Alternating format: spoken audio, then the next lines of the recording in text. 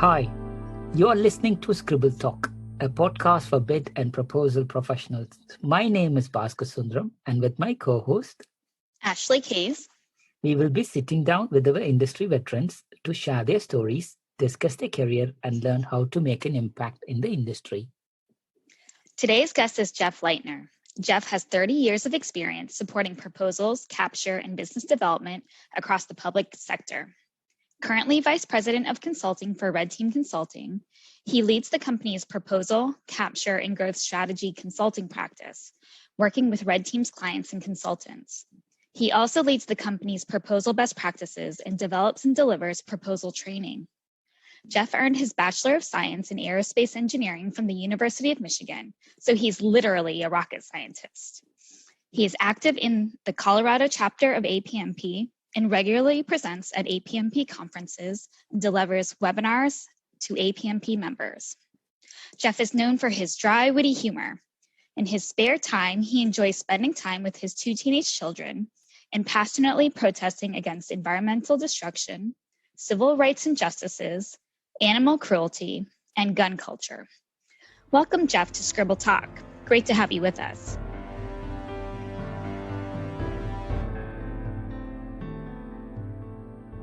Thanks very much to both of you. And I guess it's better to be known for having a dry humor than a dry cough right now. Absolutely. That's a nice one, Jeff. So Jeff, we're curious to kind of know where your beginnings were. Where were you born? Where did you grow up? Where did you go to school? So I was born in Minneapolis, Minnesota, 1,000 years ago. At least that's what it feels like. My father worked for IBM in public sector contracting most of his career. And so the result of that was the first 10 years or so of my life. We moved several times between we moved from Minneapolis to the DC area, the Maryland suburbs of DC, and then to LA, and then back to DC again a couple of times. But for the most part, I say that I grew up in the inner Maryland suburbs of DC and was there most of my professional career as well until 3 years ago, relocating to Denver. I went to University of Michigan, as you mentioned, again in the early 80s, and got a degree in aerospace engineering and worked for NASA on the space shuttle program. It was my first job out of college. And that's actually, it's funny you say truly a rocket scientist, because I got my degree in that, and I don't consider myself particularly gifted in that work. I actually don't think rocket science is all that hard if you know what you're doing, but quantum physics, raising children, that kind of stuff is hard. So when people say, well, it's not rocket science, I usually say, well, I'd prefer to say it's not quantum physics or raising children, because that's the stuff that's really hard. Mm-hmm. Very good point, Jeff. I think most of us wouldn't quite agree with the, rocket science being easy, but all those other things are definitely quite difficult. So your first job was for NASA. How did you become involved with business development and proposals?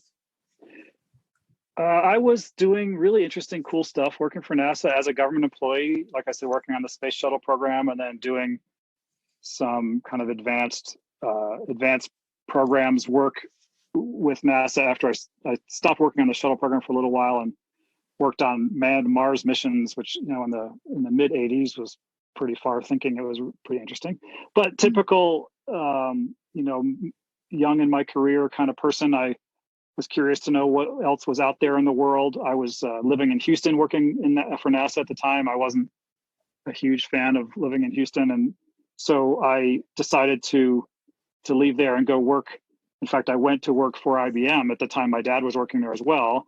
I went to work on an FAA program that was a air traffic modernization program, and that part was pretty interesting. I was there as an engineer, and the interesting thing about it was that it was what the government doesn't do anymore so much. It was a design competition, kind of a bake-off, so to speak. The government had selected IBM and at the time Hughes Aircraft Company to design the modernized air traffic control system up to a certain point, including prototype demonstrations and so on. And then both of those companies had to, and both those companies were doing that work under contract with the FAA. And then both of those companies had to write a big proposal for the FAA to select which company would press ahead and actually implement that air traffic modernization program. And so part of the way through my career, my early part of my career at IBM, I got involved as a writer in writing this proposal that was, to this day, probably still the biggest proposal effort I've ever worked. There were probably 300 people at IBM working on this proposal over many, many months. It was an enormous effort. Of course, this was the late 80s. And so we didn't have the modern tools that we have today.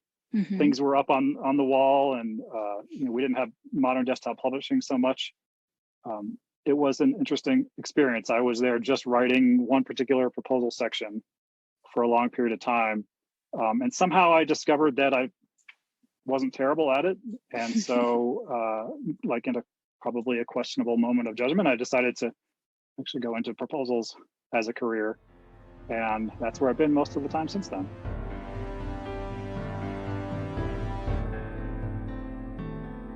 Are there any other kind of interesting or cool proposal projects that you've worked on that stand out to you? Yeah, I've had the opportunity to work on a couple of particularly interesting things. And one I'd say that was particularly memorable, which was definitely more recent. IBM keeps coming up, which is not on purpose, but I was working as a consultant in the late 2000s. And I was doing a bunch of consulting work for IBM, the kind of reconstituted IBM, not the part that I used to work for. And they bid on a program to modernize the immigration system with USCIS. So there was a lot of, there were elements of this proposal that were redefining the processes that USCIS went through to process immigration requests, immigration proposals, and so on. There was also a system, IT system kind of renovation as well. It was a very large and complicated process. But part of what made it interesting, besides the fact that, again, it was a decent number of people working over like 9 months or so, was that it had kind of elements of everything. I got involved in pre-RFP strategy work. I was actually not the proposal manager. There was another consultant who was proposal manager. They called me proposal strategist. So I was not kind of running the process day to day, but I was helping them think through win strategy and making sure that the win strategy got implemented in the proposal. I got a lot involved in the content itself. I did some writing and rewriting. And then it was a very long proposal process. There were a series of follow-ups after we submitted the proposal to clarify questions. And then there was a big oral presentation that I was involved in as well. We hired an orals coach to do the peer coaching part of things, but I was kind of running the prep work for the orals. So kind of front to back, I was involved in everything. The other part that was interesting about it that we actually took advantage of in the orals was that this was about immigration, and it wasn't about some abstract notion that people couldn't really wrap their heads around. It was something that had touched everybody's lives. And so in fact, in the oral presentation, we had each of the presenters start out by saying what members of their family had immigrated to the US through Ellis Island or whatever, or some other source, to make the point that this wasn't just a job, this was something personal to everybody. So I think that's part of what made that project interesting, is that it was tangible. It felt like you were making a difference to something that everybody kind of understood.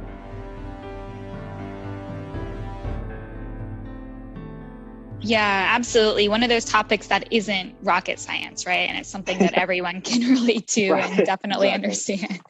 Exactly.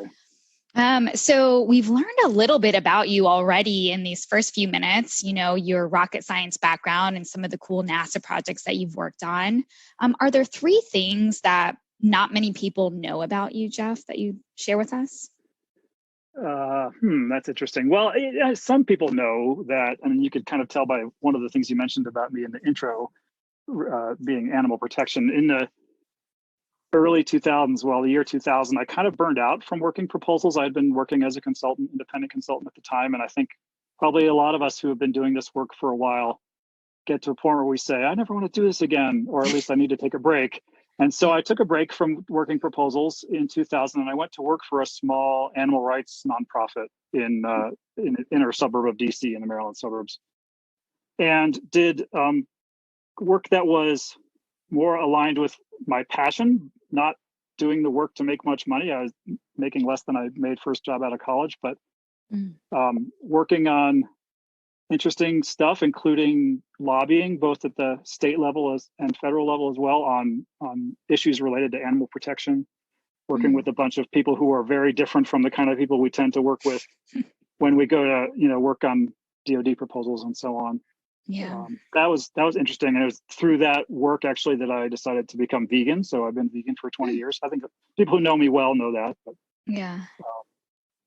That's those are a couple of things that most people don't know about me. I don't know. I'm not sure. I guess you'd say that there were, in my earlier years, one other thing people don't know so much about me is that in the late 90s, I used to sail a lot, and I lived aboard a 27-foot sailboat for a couple of years, and oh my gosh, based in Annapolis and sailing the Chesapeake Bay, and went south for the winter one of the winters I was living aboard. Very another cool. strange thing, and still doing a little bit of work. That's when it was harder to work remotely, but still doing work when I was living aboard in Annapolis. Oh, very fascinating. What is the coolest place you've sailed to? Well, it was not on my own boat, but it was in the year 2000, early in 2000, I sailed to Bermuda on a boat owned by another couple that I met through sailing, and it was a kind of an organized trip with 7 other boats, all made by the same company. So people sailing on the similar kinds of boats, sailed down the Chesapeake to the mouth of the bay, and then sailed offshore. The only time I've sailed offshore, actually, sailed offshore to Bermuda, which took about 5 days. Oh my gosh. And it turns out, the interesting thing at the time, there were 4 of us on the boat. I thought everybody knew really well how to sail, particularly the couple who owned this boat. And it turned out that I was really the only one who knew how to sail. Oh gosh. And so that was only mildly stressful. But it was an interesting trip, to say the least. Yeah, well, good thing you were with them, right? I guess, yeah. For them. I don't know about for me, anyway. Right. Definitely a longer story for another time. Yes.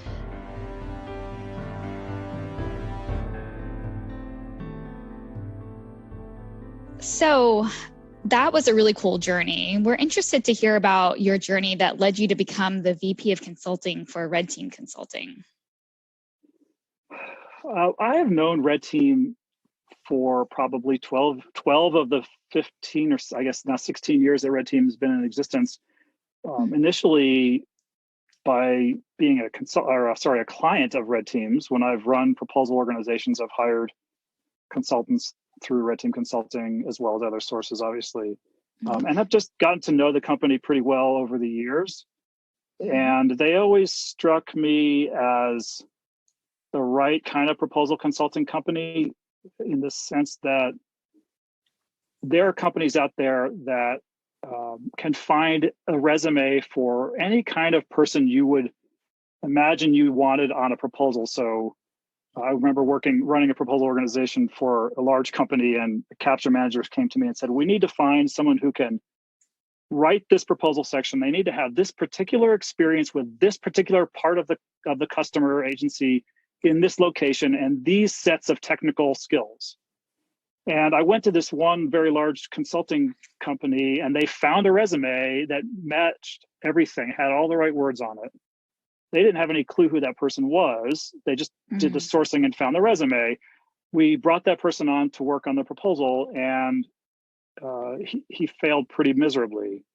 Really turned out not to understand how to write proposals.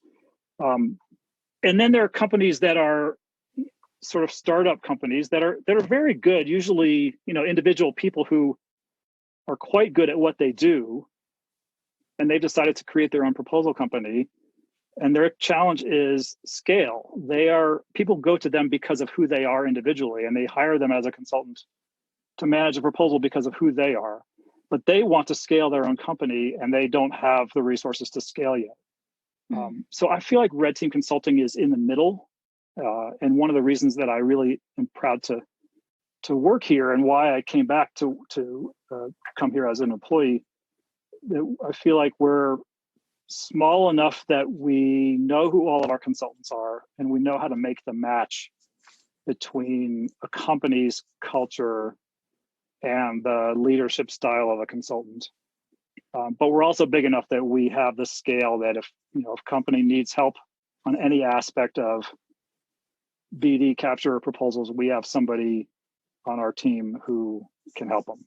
So based on all of that and my experience having hired consultants, I've always stayed in touch with Red Team through doing consulting on my own, through another consulting company, and then working for companies where I've run BD or proposal organizations. I've always stayed in touch with Red Team. And so when it was time to go back to consulting, I talked to Red Team and we all came to agreement that it made sense. And I actually initially came back to do billable consulting work.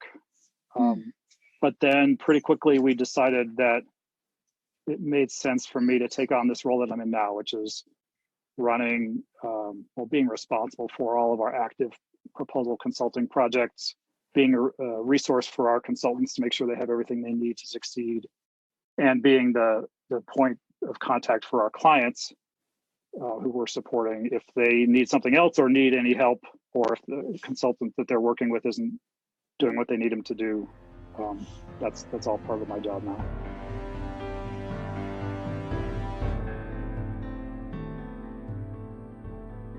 Wow, that's great. Such a critical role for a consulting firm to have that kind of, relationship building and management and making sure not only the consultants have what they need to succeed, but the companies as well that you're supporting. So that's great. Yeah, and I think I think it's valuable that I've been doing this for a long time in this role as well, because part of my job is also staffing. So figuring out which of our consultants to put on which projects, which you don't necessarily need to have a ton of proposal experience to do that particular part of the work. But some of our consultants call me and say, I had this weird requirement in this RFP. I interpret it this way. The client is interpreting this other way. What do you think?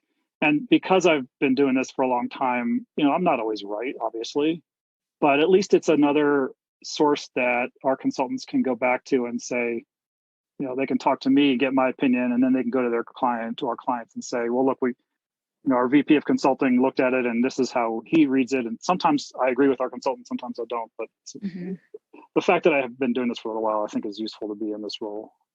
Oh, yeah, absolutely. It's so important to have those sounding boards, and it's nice for companies to provide that support specifically in this role that you're providing. Touching on that experience that you mentioned, you've been supporting business development, capture, and proposal for 30 years. How have you seen the industry grow and evolve over that time?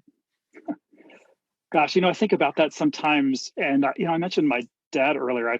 He's retired, not doing his work anymore, but he was in a business development role for IBM, the part that became Lockheed Martin. So I tend to think about how our business has evolved when I have conversations with him, because he likes to talk about, back in the 80s when I worked on this proposal, blah, blah, blah.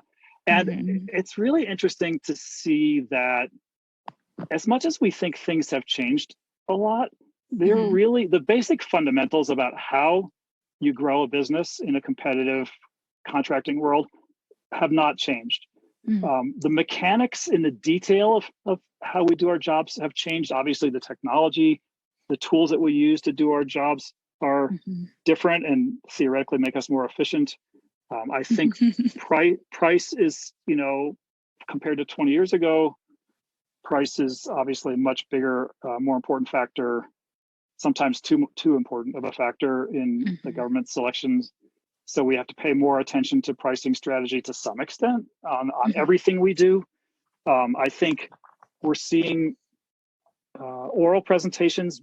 I think orals had been a medium-sized importance, 15, 20 years ago. It kind of went out of fashion for a while. I think orals are becoming, they have come back and are becoming even more important as a way for governments to make decisions. I guess the other thing that I've seen change particularly over the last 5 to 10 years is government agencies don't want to read 300-page proposals anymore.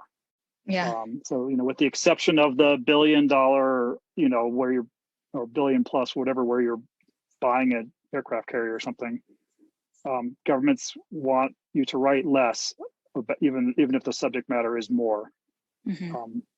So that's a challenge to how you write. But how you win, fundamentally, in my opinion, has not changed. It's still all about understanding the customer, understanding what's important to them on this contract at this moment, and then crafting your story, what you do and what you're good at, in a way that the customer evaluators clearly understand what they're going to get by picking you. They don't want so much to hear you talk about yourself only in proposals, but they want to know what you're going to do is going to make their lives better for this contract at this moment, not for some other contract at some other moment. And that hasn't changed. That's always been the case.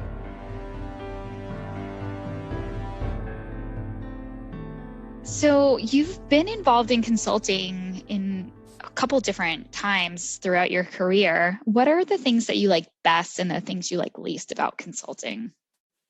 Yeah, I've thought about this a lot. You're right. I've gone kind of in and out of consulting, gone from being an independent consultant to working as an employee, as a proposal manager or whatever, and then back to consulting. So I have thought about it a lot. And there, in my view anyway, there's a lot of pluses and minuses on both sides, quite frankly. The things that I like the most about being a consultant or being in the consulting world, well, probably the biggest thing is the ability to go in and do your job, do what you know you're good at, and get out and not get mired in company politics or challenging personalities. I mean, we certainly have to deal with them, have to deal with personality conflicts and clashes, but the timeline is shorter. You work on a proposal for 30 days or 45 days or 60 days. And if there's somebody you don't get along with, you're going to leave when that's done. You don't have to come into the office when that proposal is done. Keep working with them. Absolutely.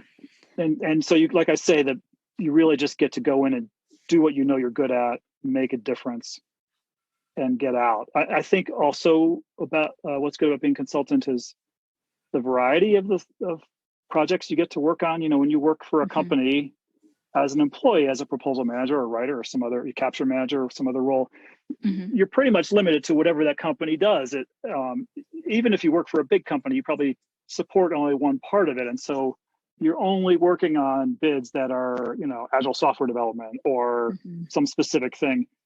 As a consultant, you have a lot more leeway, a lot more opportunity, I should say, to work on pretty vastly different types of work. Definitely one of the positives to being a consultant. On the negative side, I mean, it's, the practical reality is you get paid when you work and you don't get paid when you don't work. And so if you're in a position where you need a steady paycheck week to week, in most cases as a consultant, in most cases, consultants get paid hourly. You get paid for the hours that you work. And so if you can work at a steady pace, then you're fine. When I've looked back at the times that I've been a billable proposal consultant, I've always made the amount of money over the course of a year that I had kind of targeted for myself for that year. But at any one moment in the middle of a proposal, when the due date's coming up and you don't have something locked in that's going to start, the day after this one proposal goes in, there's a lot of stress about when the next work is going to be. And if you're on the bench for a couple of weeks and, you don't have an obvious proposal project to start up very soon, it's pretty easy for panic to set in.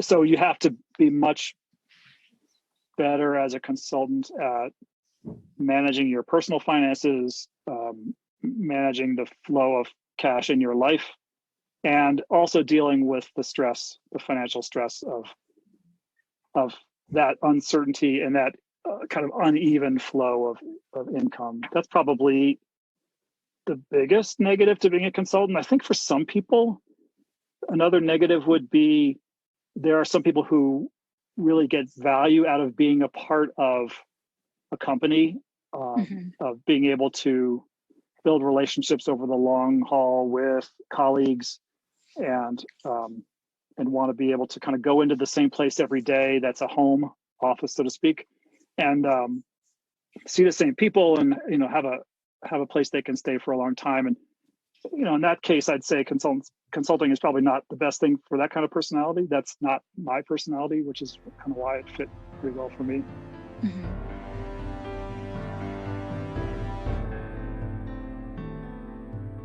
Over the years, you've had great success leading large teams and groups of business development, capture, and proposal professionals.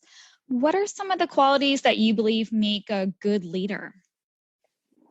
This is such an important question. And again, something that I think has evolved over the years, especially in the world of proposal management. I mean, back in the late 80s and 90s, the idea was a proposal manager or someone who was leading a proposal effort or a capture effort was only good if they came in screaming and yelling and pounding their fists on the desk and leaving a trail of broken bodies. And as long as they got the win, that's all that mattered.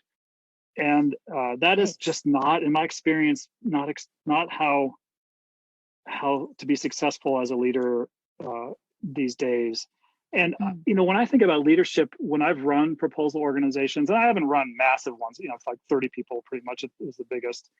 But I've considered everybody in that proposal organization or BD organization as well, including capture managers and other people in that world, to be leaders.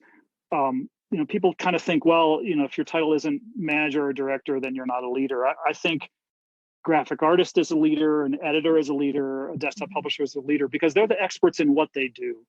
Right. And so to me, the most important, I guess I'd say the most important criterion for being a leader is empathy. And probably also second would be humility. I think leaders who succeed in the short run but flame out quickly and don't have people who want to follow them, or people who don't have empathy, who don't care about other people, and they can't, and they don't have humility. They think that nobody's as good as they are. I think that particularly in our business, in the growth industry, the growth business, good leaders are those who enable the teams that they lead, the members of the teams that they lead, to do the things that they are good at and to contribute what they are there to contribute to help the company grow, and get the barriers out of the way of those people, knock down the speed bumps that are getting in those people's way, to do the team members' way to do their jobs, supporting them as needed, and then kind of clearing the way, getting out of the way and letting them be experts in what they are, as opposed to saying, I've been a proposal writer, I've been a desktop publisher, let me tell you how to do your job. That is not the way to create a cohesive team and get the best out of everybody who's on the team.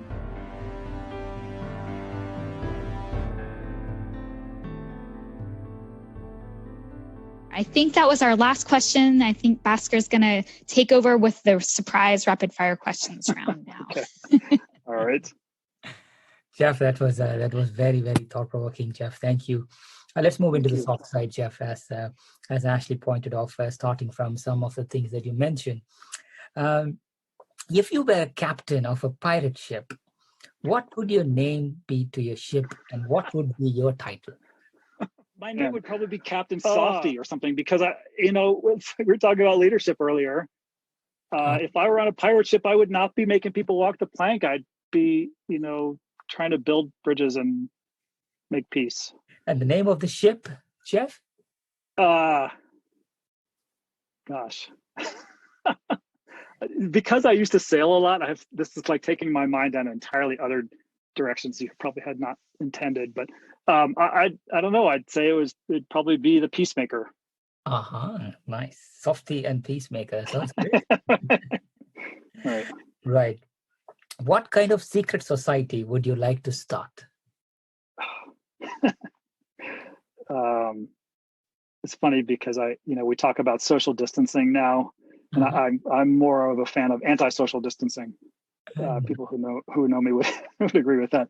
I don't know, secret society probably of people who had extremely radical ideas but knew that they could never happen. The meeting of my secret society, one of the meetings, we would talk about what the world would be like if we could snap our fingers and all the guns and all the bullets in the entire planet would disappear. What would the world be like then? Knowing pragmatically that would never happen. So I guess it would be sort of the dreamers with a pragmatic edge secret society. How do you think your life would change if you didn't need to sleep? What would you do with the extra time? There's no doubt in my mind that I would read a whole lot more than I have time to read right now. That would be the very first thing if I didn't have to sleep. And it's funny, having come from the world of engineering, and I went through my college education taking all these technical courses in aerospace engineering and related courses, and then my last semester of my senior year in 1984, I had to take one more non-engineering literature class, and I took this sort of general fiction class and had an amazingly great professor. And I hadn't read a book for pleasure in I don't know how many years prior to that. And it was like it awakened the other half of my brain that I had intentionally shut down to do all this engineering stuff. And ever since then, I've loved reading. And the reality of the world in which we live in this business is that it's hard to find time to do what I kind of consider to be a luxury, which is reading for pleasure. And so if I could, from 10 p.m. till 6 a.m. not have to sleep, I would probably spend most of it reading. Oh, that's nice.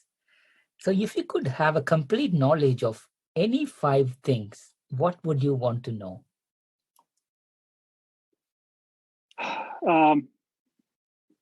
I would probably like to know, there's certainly science-related things. I would like to have a complete knowledge of the animal kingdom and how animals worked and how they related to each other and how we relate to them. I'd like to have a complete knowledge of the environment, the environmental impact of what humans are doing. Let's see. I don't know. I'd love to have a more complete knowledge of music. My wife got me a shirt for Christmas that says 99% of my brain is song lyrics, which is probably true.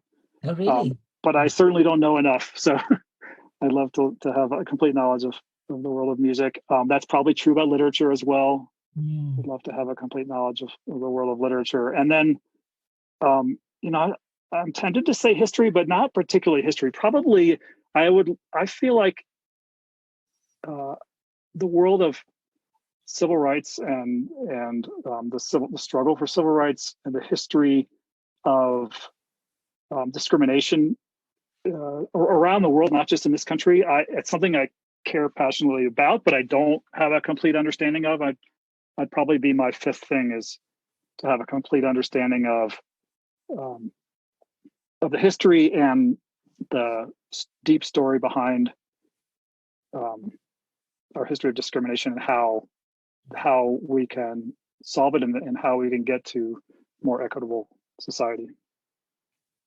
That's amazing, Jeff. I think, my mind, if I was asked the same question, I'd be thinking all about food.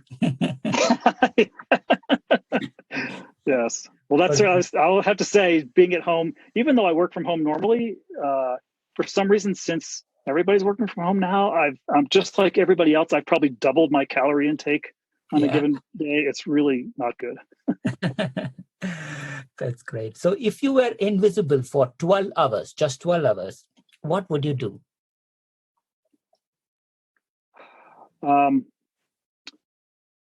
If I could get there first, I would before I became invisible, I would go to Africa, and then I would go out into the wild, and I would spend 12 hours among the animals, among the wildlife in sub-Saharan Africa. Oh, wow. And I've had a chance to go to Africa a few times, once on safari, photographic safari, where I was all too visible to the animals I was wanting to see. which changed the dynamic, as you can imagine. So that would be pretty cool to be able to walk around sub-Saharan Africa in the wilderness among the animals for 12 hours. Oh, definitely, Jeff. Sounds amazing. So, right. If you had the power to shrink anything and take it with you, what would you do? What would you shrink and what would you do with it? These are really interesting philosophical questions. My initial inclination is to say my family members, my parents and my siblings. Yes. I have a brother lives in LA, and my two sisters and parents live in the DC area, and I live in Denver. And we're a pretty close family, but I don't see them often enough. And if I could shrink them all and take them with me and be around them all the time, that would be amazing. That's so beautiful, Jeff. Right. After you survive the apocalypse, what will your job be? I'd probably be a sailor. Nice. Yeah. That's good. So if you are attending a Halloween party, what would your costume be and why? God, I've always hated Halloween, I have to say. And I've always hated dressing up.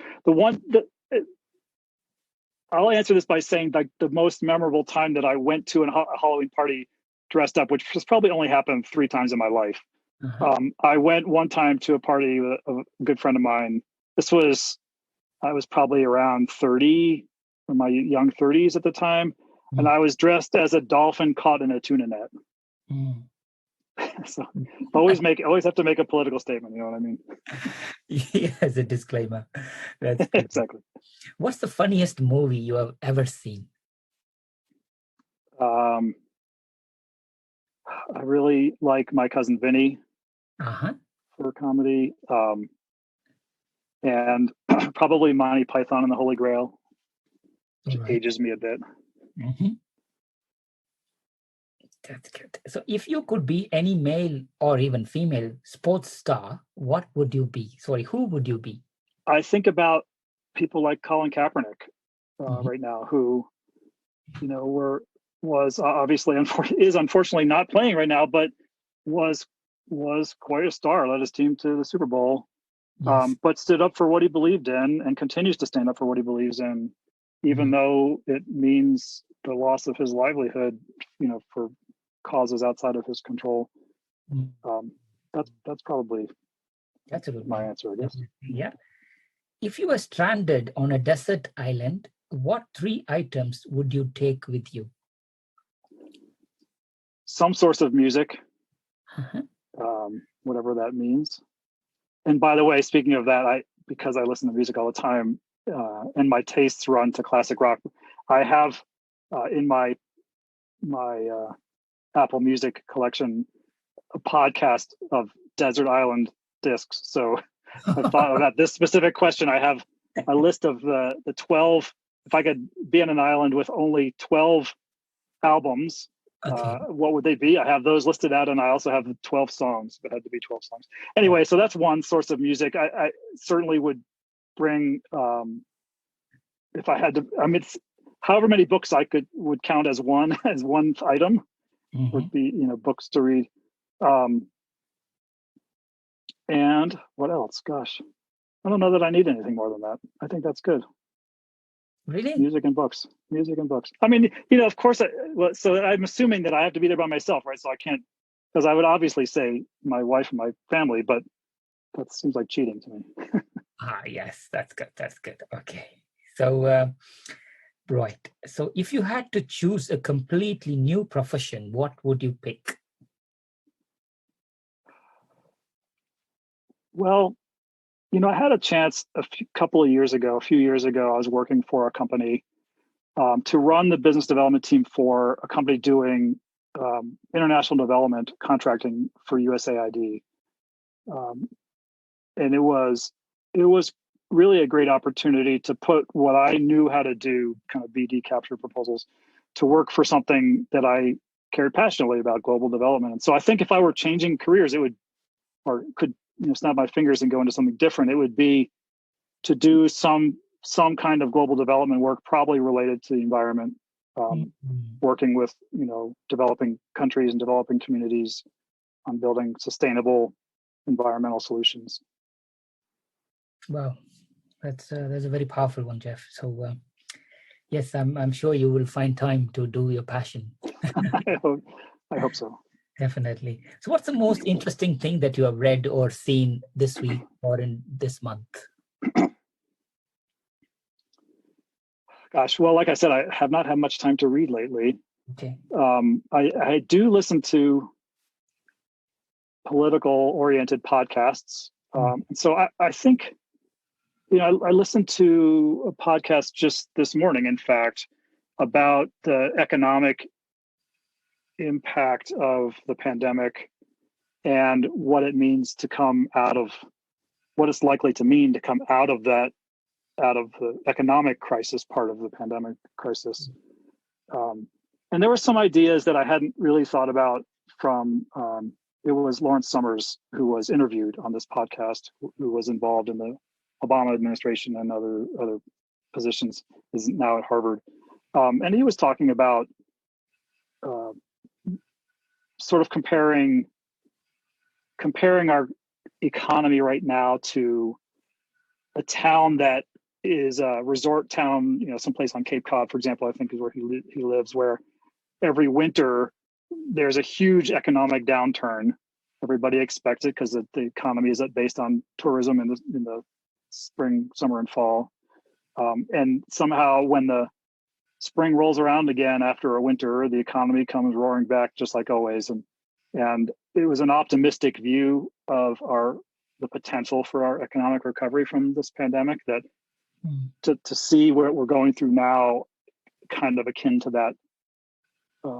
that parallel with a resort town that goes through these huge economic swings on a periodic basis, and the fact that you can come back to it reasonably fast. I think we have a lot of barriers to get there, but that I thought that was really a compelling way to think about where we are right now in terms of the economy. That's definitely a positive one, Jeff. So let's hope we are going to turn out from this soon. Yeah. So last two questions, Jeff. What or who made you laugh or smile recently? Both my kids, for sure, make me, both ends of the spectrum of emotional reaction, but laugh and smile for sure. I mean, my son is 12, my daughter's 14. They are dealing with this remote schooling thing. They're sitting in our living room, my daughter on her iPad and my son on a laptop doing schoolwork. And their reactions to what they're going through is at times frustrating, but constantly comical, and not in a derisive way, but they're having fun in their own way, working through these weird times. And I'm trying to remember what she said exactly. But my daughter, so I have a very kind of language-oriented, sarcastic sense of humor, and my 14-year-old daughter last night was in a particular mood, and my wife said something, a straight line, and my daughter made this sarcastic kind of language-oriented comeback that I just burst out laughing, and I gave her a high five. It was like, yes, I'm finally doing something positive as a parent. I'm teaching my kid sarcasm. It's a moment of success as a parent. And what happened when you saw your wife after that high five? Oh, no. She was fine. She just kept rolling with what she was on, because she knows, she's already seen this sarcasm coming out in our daughter, and she knows who to blame for that too. That's a good one. I do try the same, but I get a different type of high five straight after a high. Yeah, Jeff. So what's more difficult, Jeff, raising teenagers or running complex bits? There's not a challenge here. Raising teenagers is so ridiculously difficult. Running a complex bid is about being organized. It's about using logic. It's about understanding the requirements. It's about following a time-tested process, and it works. Raising teenagers is like alchemy. It is there is no obvious logic. I mean, this is true. This was certainly true when I was trying to be a parent as to younger kids. When my kids were younger, I would, when they were like 5, for example, I would say, they'd be throwing a fit and they would say, I want this ice cream. And I'd say, well, if you eat this thing first, then you get to have the ice cream. And they would say, no, I want the ice cream now. And I would say, no, you don't understand this. You follow this process. Like I was trying to out logic my 5-year-olds at the time. It didn't work. And it still is true with teenagers. It's hard to be logical. And like you try to follow a path that makes sense and you get a different result than you expected. It's totally different. Yeah. Much, much harder. That's it. I think this self-isolation, home working, we all are learning things that I don't think we would never experience again, but it's a memorable. Yeah, memorable that's for sure. Yeah. So if you were arrested with no explanation, what would your friends and family assume that you had done, Jeff? Probably that I had done some act of civil disobedience, like I had, spray painted some civil rights message on Immigration and Customs Enforcement building or something. Not that I would do that, just anybody, thinking that, but that would probably be the assumption that I had done something destructive to make some political point. Yes. Why are you so passionate about this, Jeff, that this discrimination and other things? Maybe I honestly don't know what to attribute that to. I mean, I was raised in a time in, inner suburban DC area where in a very predominantly white community and, without a lot of exposure, other than living in DC, there's a decent number of people from other countries around, but I wasn't particularly raised in an area where I saw firsthand a lot of problems, but somehow I think somehow my parents must have done something, probably mostly my mom, burying some ideas in my head about how to think of other people and how to understand and acknowledge the privilege that I have that other people don't have, and the fact that it's not a fair privilege. When my wife and I went to South Africa for our honeymoon in 2004, we took a tour of townships around Cape Town, and the guy who we had hired to do this tour had grown up in this township, and so because he was from there, we were able to walk around and go in and meet a couple of families, and we walked away from these people who were living in tin roof shacks with no running water, family of 5 living in one room literally. That was the nicer part of the township. And my wife and I said to each other, there's nothing that separates us from them. It was just an accident of birth that I got born as a white male in current society, and they were born as Black people in South Africa in, whenever they were born, 2000 or whatever. So I try to be mindful of the fact that I didn't earn this privilege that I have, and that there is a lot of unjust treatment of people who don't deserve the treatment they get. And I don't do enough, that's certainly true, but I try to at least be mindful of it. Jeff, that's very powerful, Jeff. I mean, like even reflecting on those things, even accepting that exist, it's a big thing. For most of the time, we don't even accept that this injustice or this kind of desperate societies exist in the world. But now you are already a very strong leader. Elevated yourself on a very different level here, Jeff. Thank you. And I appreciate that. Thank you.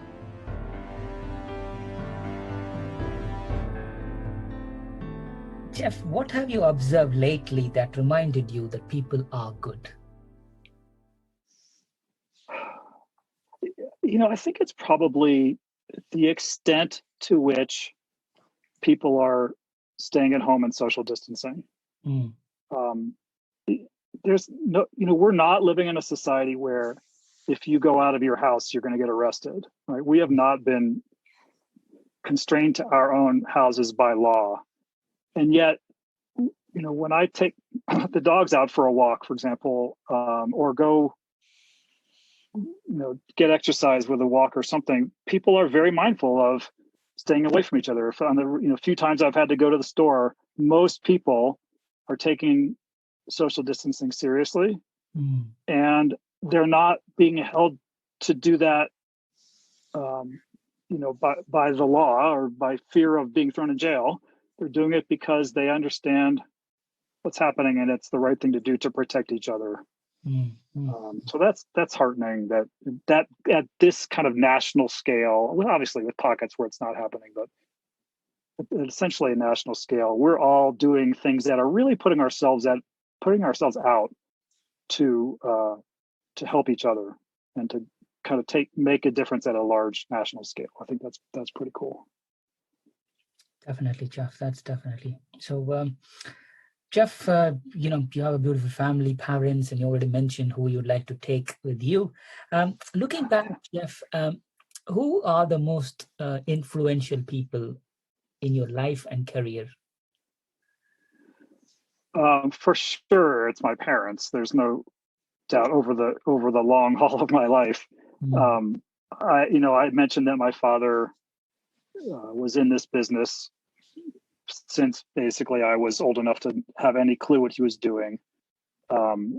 He was still running business development organizations at a large scale when I was getting into proposals and moving up in my career. And to this day, I talk about, by way of analogy, lessons that he's taught me about our business, ways of thinking that he's taught me. When I think about kind of the ethical way of approaching what we do, our job is to help a company make more money, right? So you could certainly approach that from an unethical perspective. I think the way to be successful and the way to treat people and the way to be a leader in this business all comes from what I've learned from my dad, and how he raised me as a father, but also when we've talked about our business, once I got into this work, when we talk about it, and we still do talk about this business, I still learn from him. And then I think, from my mom, I learned more how to be a good human being. I mean, there's no doubt. I mean, I can't leave out my wife because while she hasn't been an impact of my entire existence, obviously, we've been married for 15 years, but in the 15 years that we've been married, plus the time I knew her before then, she has definitely taught me about. I always sort of thought of myself as being a compassionate person, and my wife has sort of taught me how to put compassion into action. Instead of sitting around and thinking about things, she's the one who has influenced me and taught me to get off my duff and go make a difference if I could. That's beautiful, Jeff. And in your career, Jeff? In my career, it's my dad, really. Even though we never worked together directly because he was in this business, it was his influence on how to behave as a professional in this business. I've worked as far as the kind of more nitty-gritty skills of working in BD capture and proposals.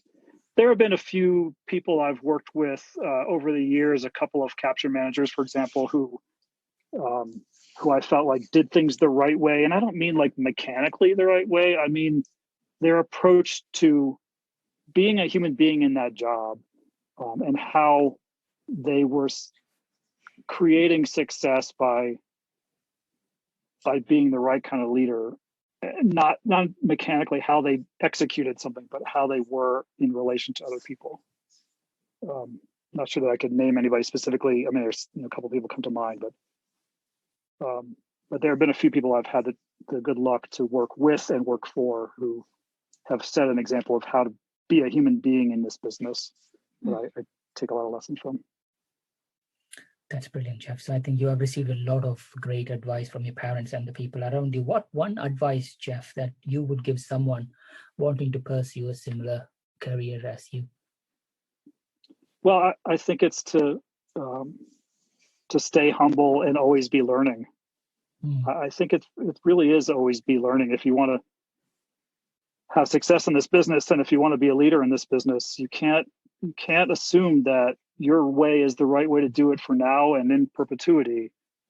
Some of the best ideas for how we do what we do come from people who are half your age who are working on their first proposal, and they're seeing things with a fresh perspective, and they have some ideas that you never thought of because you're stuck in the same way of doing things. And so to me, being successful in this business means always looking for opportunities to learn and to grow and to throw out your old way of doing something if there's a better way to do it, and not, being willing to learn from anybody and everybody, and interested in learning from anybody. That's a great advice, Jeff. Thank you.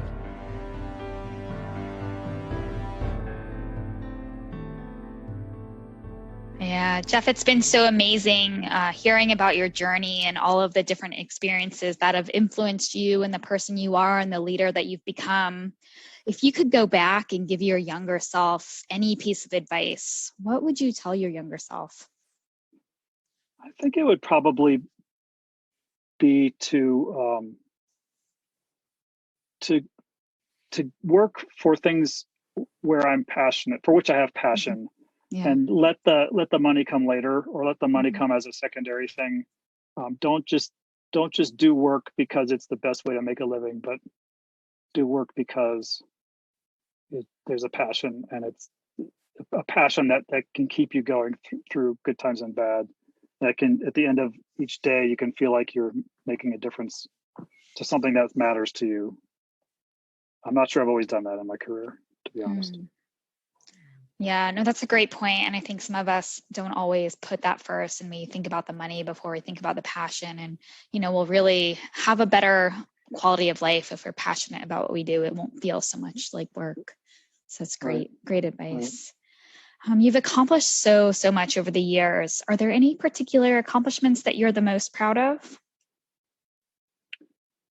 Well, work-wise, probably the times that I've had the good fortune to run proposal organizations or business development organizations, without exception, I've had the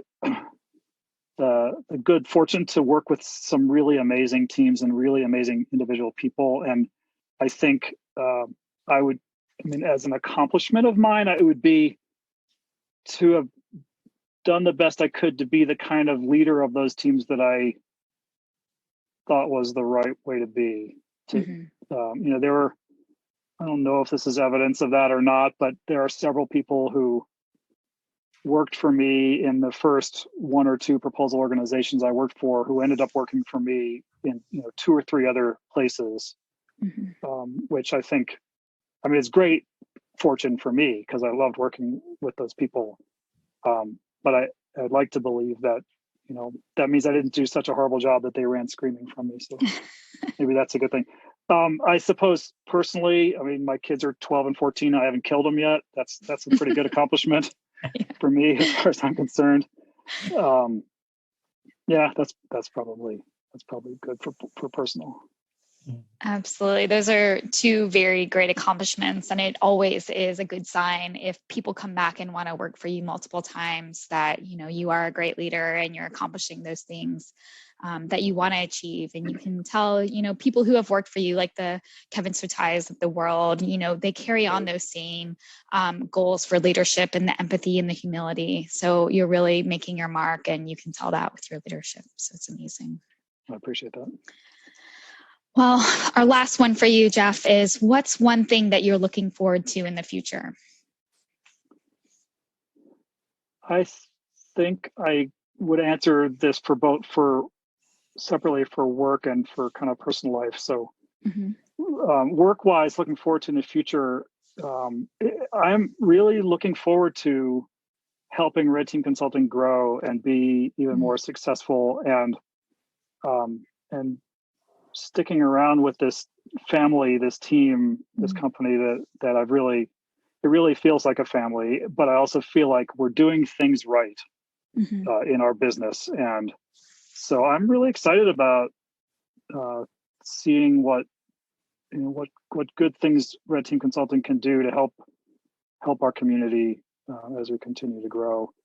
And then personally, I keep talking about my kids. So they're ages where we're starting to think about college. And so I'm really looking forward to seeing what my 12 and 14-year-old kids end up being like as young adults. What kind of young adults are they going to be? You know, not that I want them to take care of me, but like, you know, I'm looking forward to being, you go and you raise kids. This is one thing I kind of never figured out before I had kids.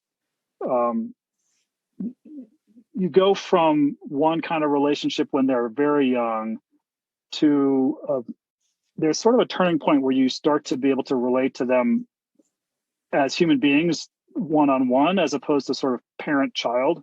So, you know, starting to have conversations with them that feel like just normal adult conversations, and relating to them as human beings who are both adults. And so I'm really looking forward to seeing what kind of adults they're going to be, and what kind of relationship we're going to continue to have. Yes, absolutely. And it sounds like your daughter's on her way to having a very similar personality in terms of her sarcasm and witty humor. So yes, I'm sorry for her. I apologize to her many times. That's a nice one, Jeff. Jeff, is there any part of your life and career that we haven't touched, Jeff, that we can revisit? Gosh, I don't know. I feel like we've talked about most everything, probably more about my life than I've talked about in a long time. That's good. No, I think it's great. This has been a fun conversation. Thank you, Jeff. So thank you so much, Jeff, for joining us on a very short notice. And it's been a real big privilege to have you with us, especially with your positive social justice views and beyond, proposals. That's what makes it sticky for us on this talk. Wish you all the good health and happiness. And please do stand for the things that you believe in, and continue to inspire bid and proposal industry colleagues and everybody around you, Jeff. Thank you so much. My pleasure. Thanks to both of you. I really appreciate it. It's been fun. To our listeners, thank you so much for tuning in. Please visit batchuscribble.com/podcast to listen to this episode and check out any of our other previously recorded episodes. If you've enjoyed today's interview, don't forget to subscribe, review, and share the Scribble Talk podcast. We hope you'll check out our next episode where we interview another industry expert and special guest. Until then, it's Ashley Kays, Bhaskar Sundram, signing off.